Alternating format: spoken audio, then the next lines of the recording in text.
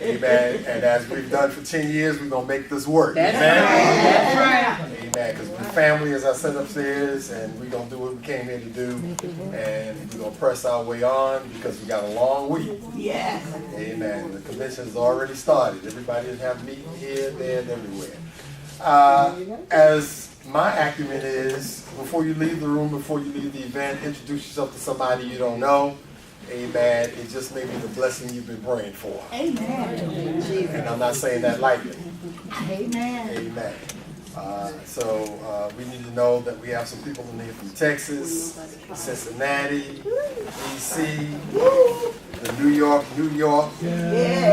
all the boroughs. Amen. And several places south of the Mason-Dixon. That's right. Can I get some help on Alabama. that? Amen. So we need to know one another. Amen. And I'm going to keep pushing that till I can't push that no more. Right. Amen. Because this is workshop. I dare you to lean on somebody and say that. This is a workshop. All right. I don't know what happened to our youth group and our youth departments. They're coming. I don't know. Right, I just saw some of them. our information is then dispersed all over everywhere, and consequently, it leads to us getting news that Dr. Bobby Jones is stuck in South Africa and need my help. And you've gotten those letters. Yes. And it's always from Africa or stuck in London or Czechoslovakia. Now they don't know us. We know we're not going to any of those places. And if we're going there, we're going because somebody already bought us a round trip ticket. That's right. A round trip ticket. Round trip. You don't go to Sweden on a one-way ticket. Oh no. Okay? And you're not going unless your hotel is already paid. Right. So when you get the letter back that somebody's stuck or hotel money $3,000, if you can send it to me and deposit, they order. I got so many till I started. I know Bobby Jones didn't have to do that. That didn't happen to Prince. That didn't happen to John P. Key. That didn't happen to. It's like, why? Y'all don't know who you're sending this information out to. Okay, so African Americans in America don't respond to that. Okay, because we're trying to keep our pennies for ourselves. Now, did you feel that? We found it. So they sent it to the wrong one on her experience down through the years in dealing with youth, encouraging them. In particular, I'm gonna stay with GMWA to talk about what's going on, here. How did you and your mom do that to work with the chapters in your area to make that happen? Well, I'm originally from Connecticut, and we had Professor Lewis Gibson was our chapter rep. He still is the chapter rep in Connecticut, and he was from our local town, Stratford, a very small town in Connecticut. It's where his parents grew up. Actually, his mom and dad lived 2 doors down from my grandma. So everybody knew everybody because there weren't many black families in that area. And our church is the oldest. Our church is still the oldest Baptist church in our little town. And Professor Gibson played for us at the children's choir on up. When we became youth and young adults, he started coming to GMWA, and he said, "You guys are going to come too." And he introduced us to GMWA. So from early on, we became a part of GMWA, and I grew up in it until I became an adult, had children. It became a little expensive to bring the kids along.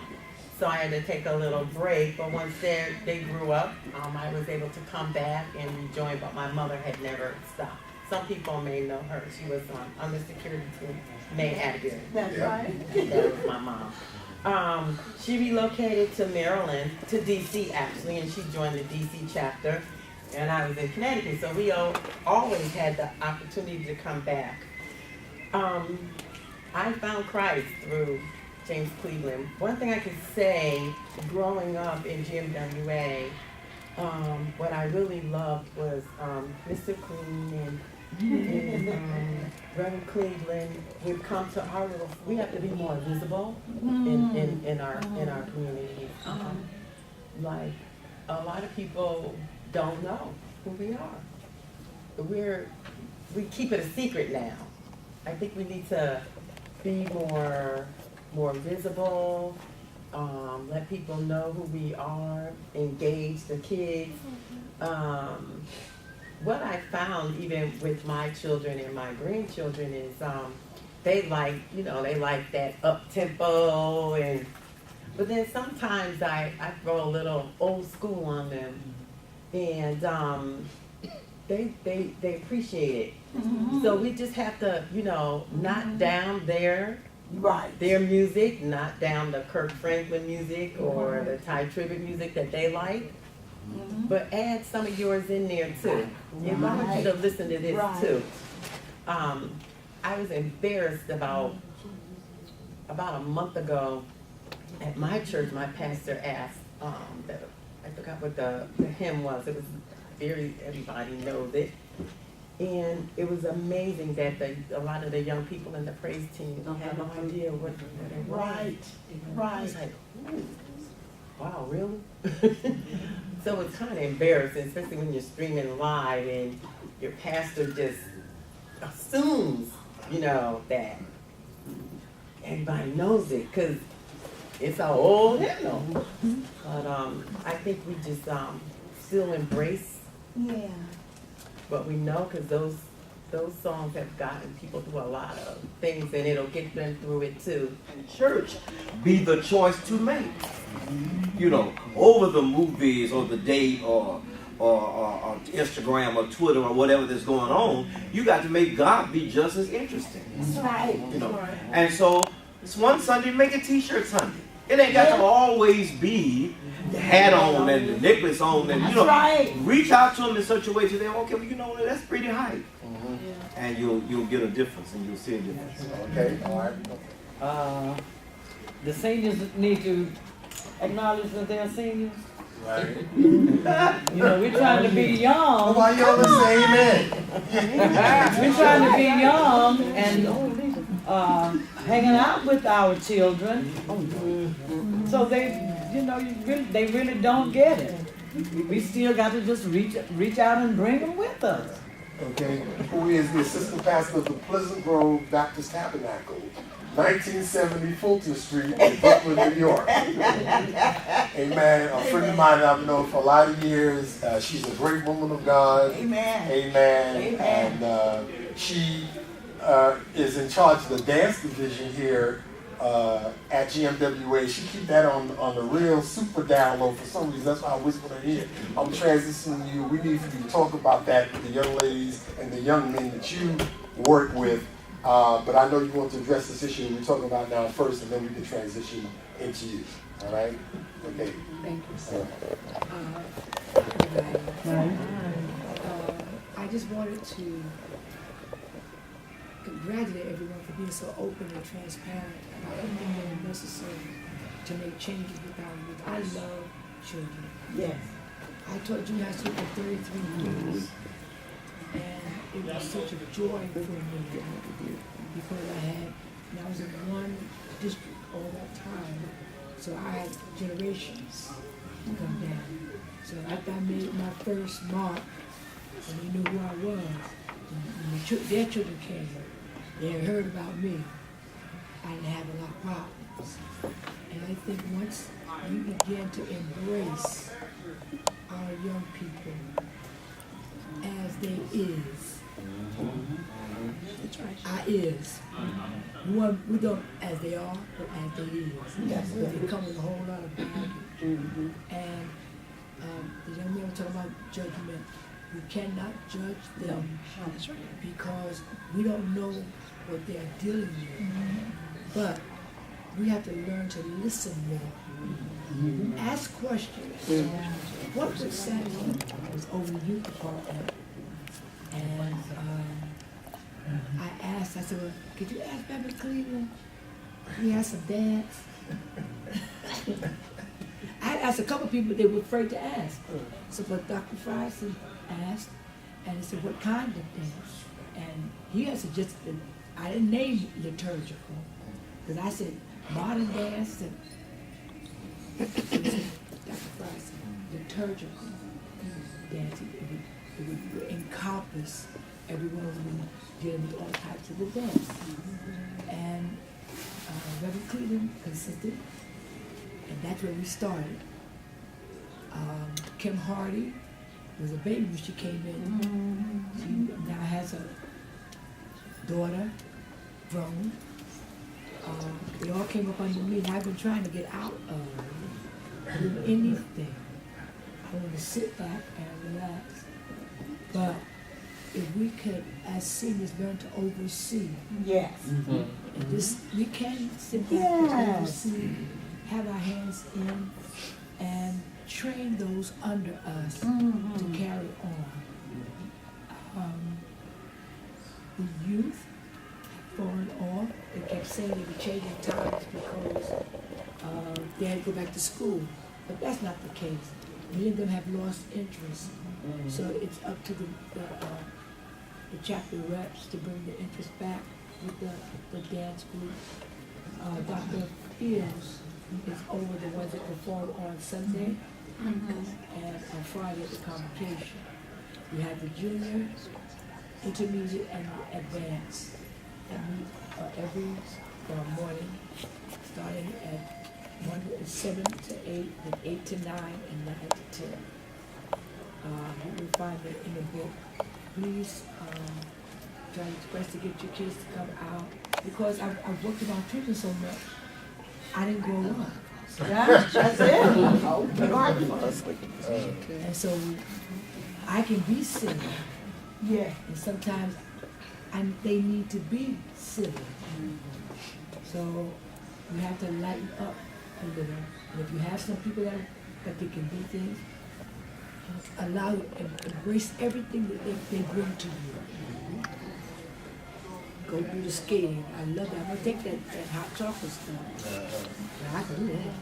I mean, we do little things like hot chocolate. Like the one day, I just felt like I wanted to treat them, and I called all of them up. I said, after rehearsal on Saturday, just come downstairs. And we had pizza, and we learned a few things about Black history and the church in the Black history. He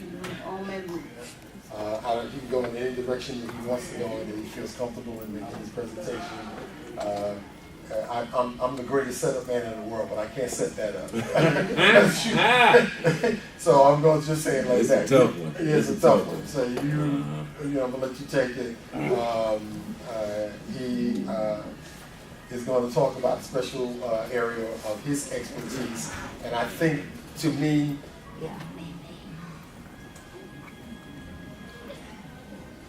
okay. You get like Al Hobbs now. He used to throw me off like that too. Because I don't miss anything. That's my preacher's vision. If you sneeze it, I'm seeing it. All right. So as I was saying, he's going to come. Birmingham is going to close us out. Okay. Then we're going to go get the service, or if they're here to whatever, we're going to do whatever's after that. Okay. Before Birmingham comes, because they're going to come right after he has concluded, and how he's going to do these next moments. I want to say to you all that I love you. Ron tried to take you all from me, but y'all went with me everywhere. Okay? Now look at him. Look at him. Yeah. Now, this is my choir that went with me to every nursing home. Am I right? That's it. So I just want to get that out there. Storm and my choir through the rain. Have to wait on the bus. Sure did. Okay. Oh, Jesus. No, and I want to say that to y'all now. I've been saying it down through the years. I want to thank you for supporting. Everywhere we went to pack up 10 tons of goods and all of that. Okay. Now, on Tuesday night, what we're going to do, we're going to mention everybody, because Los Angeles was with us, Texas Mass was with us. Okay, they fell off a little bit. Okay, Okay, he that endured to the end. I'm looking at endurance right here.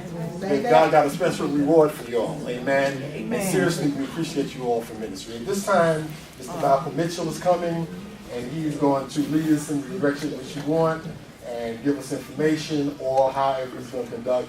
And we want you all to be able to be free in this subject matter as well.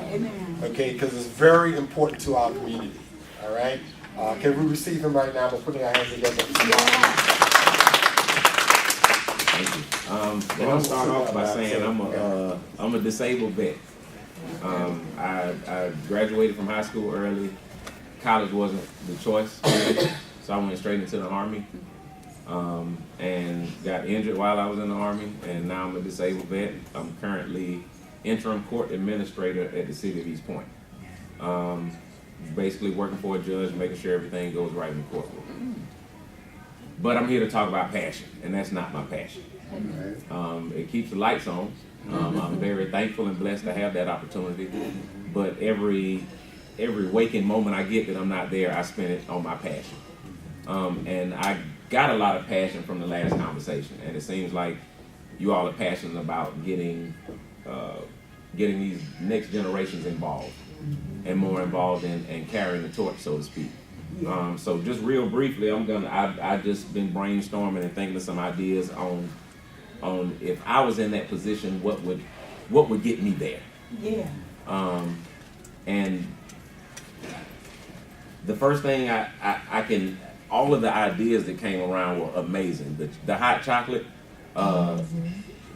because okay, what we feel like as a youth are that people push things on us, and we're rebellious by nature. So we never want to be pushed. We want to be led, and the way we are led are by examples and things that interest us. So I would be much more receptive to you saying I'm putting a program together to let's learn how to write a resume in church, or let's learn how to brush up our communication skills in church, or something funner than that, hot chocolate day or pizza day, and then while you have them engaged, well, you know the reason why this pizza is available is because God provided for it. And you know the reason why everybody's in here caring about you and loving on you, and these smiling faces that you're looking at, they're genuine because we are expressing God's love. So I think that would bring them to make their own conclusions